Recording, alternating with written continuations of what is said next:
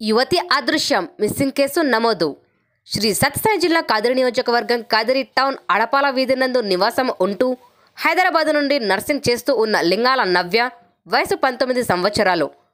ఆమె తండ్రి పేరు లింగాల ఈశ్వరయ్య అను యువతి 2 రోజుల క్రితం హైదరాబాద్ నుంచి తన ఇంటికి వచ్చి నిన్న మధ్యాహ్నం 1 గంట సమయంలో ఇంట్లో ఎవరికీ చెప్పకుండా ఎక్కడికో వెళ్ళిపోయినది.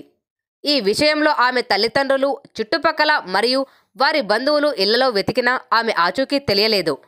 ఈ విషయంలో నవ్య తల్లి అయిన లింగాల పద్మావతి ఇచ్చిన ఫిర్యాదు మేరకు కాదిరి టౌన్ పోలీస్ స్టేషన్ నందు మిస్సింగ్ కేసు నమోదు చేసుకుని దర్యాప్తు చేపట్టడం జరిగింది. Inspector of police Kadiri town PS